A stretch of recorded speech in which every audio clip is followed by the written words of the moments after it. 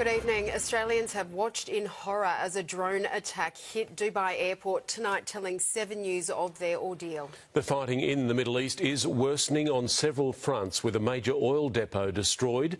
The Iranian president is now apologising to neighbours, while the US president remains on the warpath. It's coming to the airport. With Australians among the thousands at Dubai International, Iran strikes.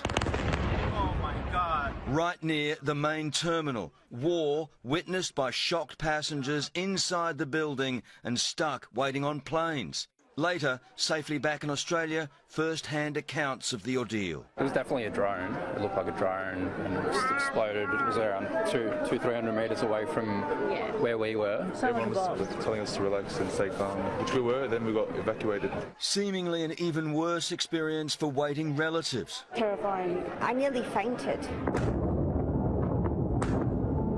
The war intensifying, the attacks on Iran exploding through the night. Here, it looks like driving into the mouth of hell. What locals say is Iran's Sohank oil depot. Now, it's only fueling fear. This, a direct hit on Tehran's airport. Across the city, fireball after fireball. The capital's skyline ablaze. We're not looking to settle.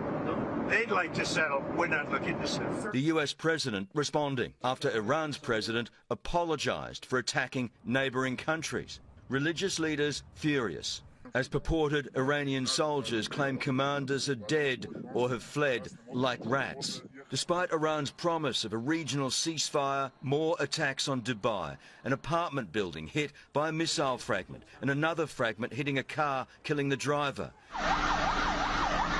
Iran has also been attacking more targets in neighbouring Iraq. In Israel, Iron Dome continues working around the clock as the war of words ramps up. Israel's Prime Minister with a message to the Iranian people. The moment of truth is approaching.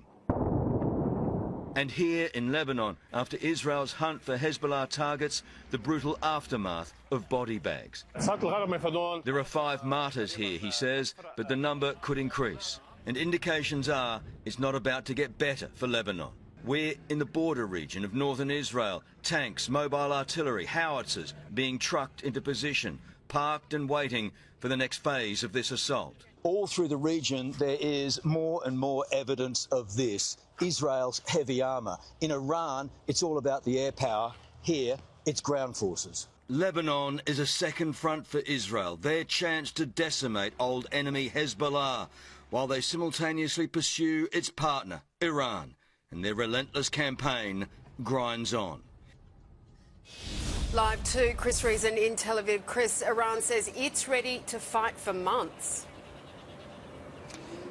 And good evening to you. Yeah, the Revolutionary Guard has issued a rare public statement making a bold claim, unverifiable, that they believe they can continue to fire these ballistic missiles at the same rate for another 6 months, adding that they haven't even started using their advanced long-range weaponry yet. But their capital, Tehran, is under siege. I want to show you these new pictures tonight of burning oil now leaking into the city's drainage system. There we've got literally rivers of fire. This is an environmental war now. It will be difficult to breathe in Tehran tonight as the US and Israel try to suffocate this Iranian regime.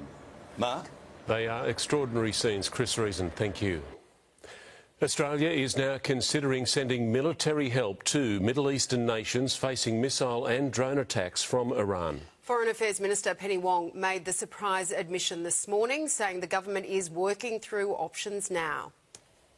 Flames ripped through a Kuwait City high-rise minutes after a drone smashed into the building.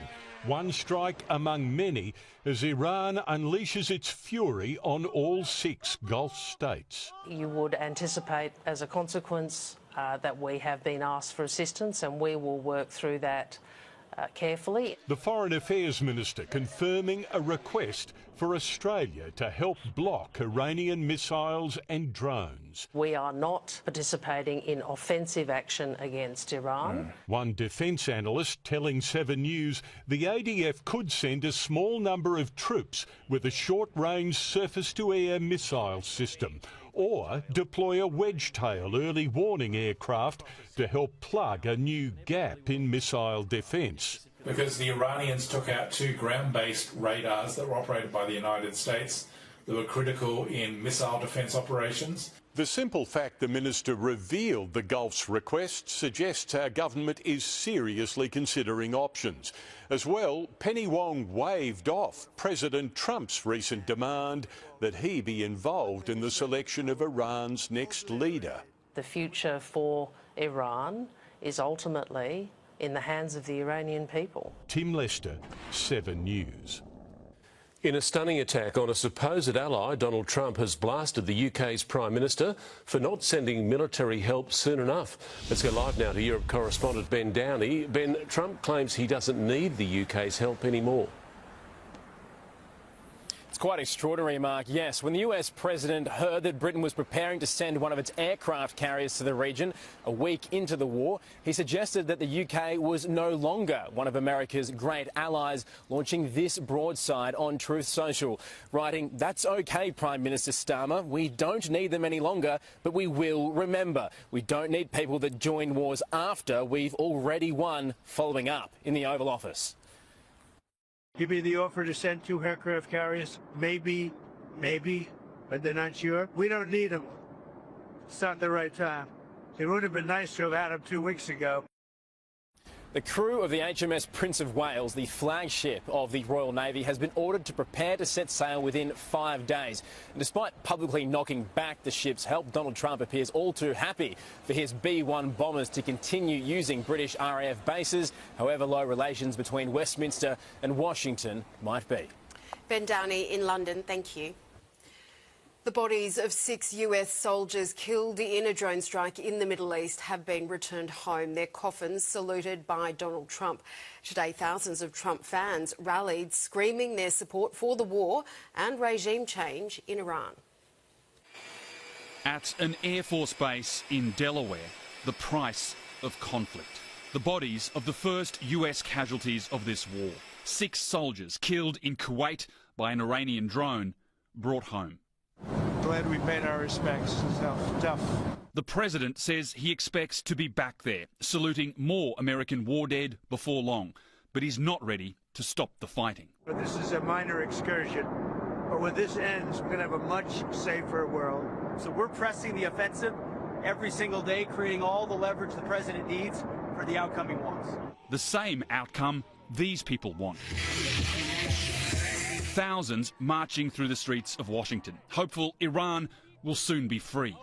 Well, debate rages here in the United States at a political level about the legality of the strikes ordered by Donald Trump.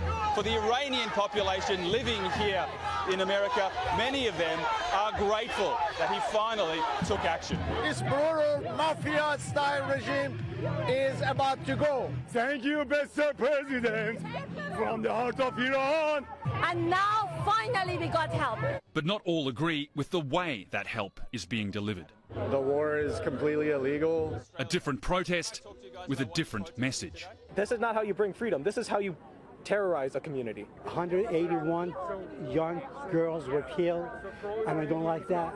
Asked if America was responsible for that strike on a primary school. That was done by Iran. Is that true, Mr. Hickson? It was Iran who did that? We're certainly investigating. Because they're very inaccurate, as you know, with their munitions. In Washington, D.C., Rob Scott, 7 News.